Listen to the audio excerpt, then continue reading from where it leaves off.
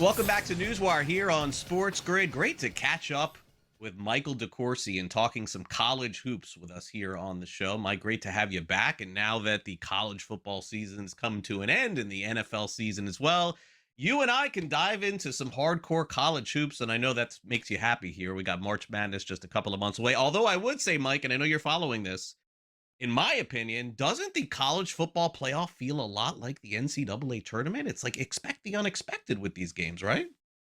Yeah, I think to an extent, I think we're still not to the level of evolution where you can expect James Madison to go out to Oregon and win. But maybe that has something to do with college football. And I believe this is the right approach, putting their early round games on campus and not on neutral fields where things might be evened out at least a little. But in terms of once you get into the heart of it, as we got into it with the quarterfinals, we saw what would be considered upsets. We saw Ole Miss take out Georgia, unexpected. Miami take out Ohio State. I know that the teams that have had buys have not done well, but I think that's more complicated than that. Last year, a lot of the buy records were because they were seeding teams from lesser conferences. This time they seeded it straight. They still had the same issue, but again, I don't think the teams that were seeded were super accomplished. They might have been very successful. Ohio State, for example, not a super accomplished team, beat Michigan, Mm-hmm. beat Texas, not a whole lot else. So I think that had something to do with it. It's getting more balanced. And that's the whole idea behind expanding the playoff, is to make it a sport that doesn't just belong to Alabama, Oklahoma, Ohio State, and Clemson and Georgia. It belongs to everyone now.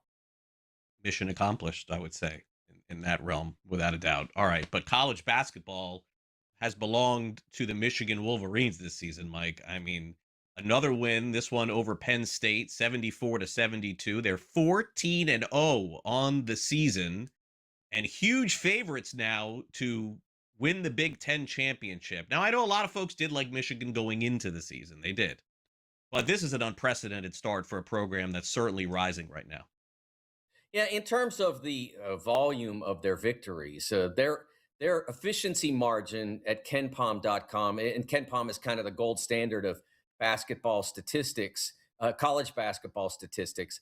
Their efficiency margin is unbelievable. It's 5 points greater than any other team in college basketball, and that's a massive advantage.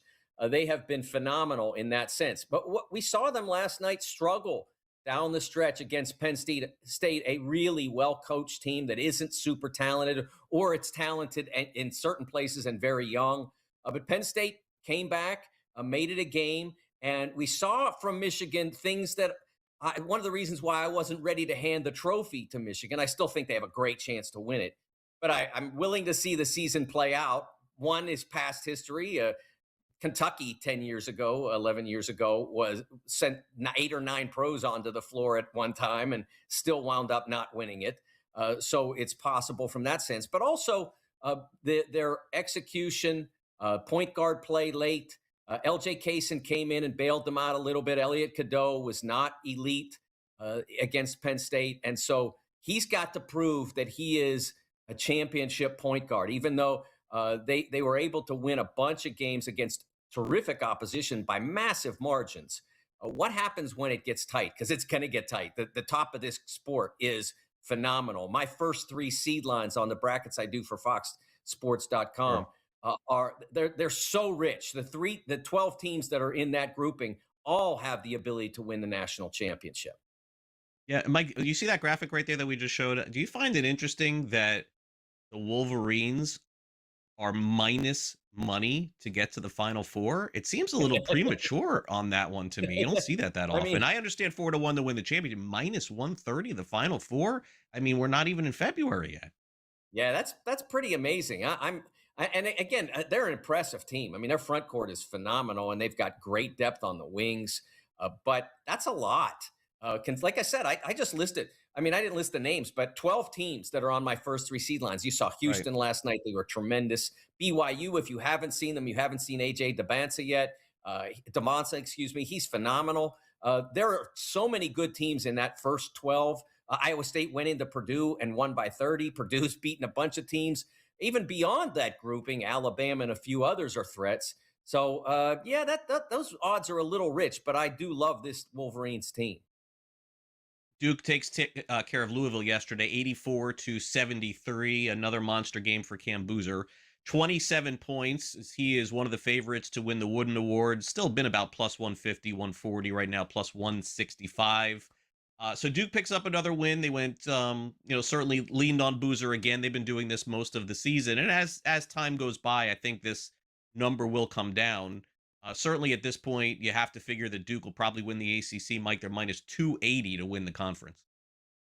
Yeah, I think that Duke's issue, and they're high class problems, but they have to show that they can build an offense that goes beyond giving the ball to Cam Boozer and letting him do his thing. They had 9 assists on 29 field goals against Louisville. They were a little bit lucky in the sense that Louisville didn't have Michael Brown, their tremendous freshman point guard. He's still bothered by a back injury.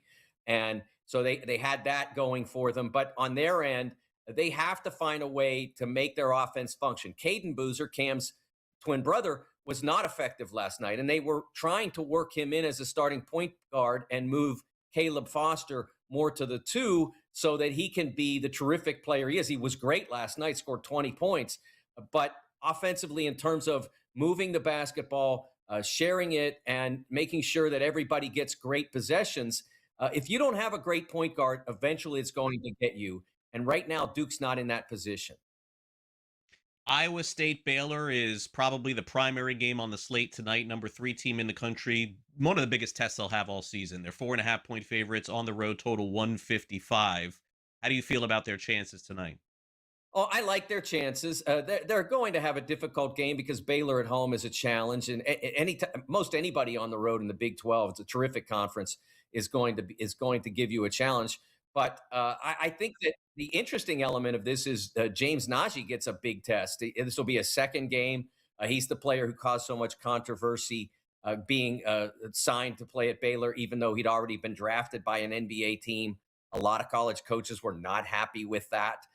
But James was signed because Scott Drew needed front court depth. He only had 7 healthy players and almost no big guys. So now he's got Najee. We'll see how it goes.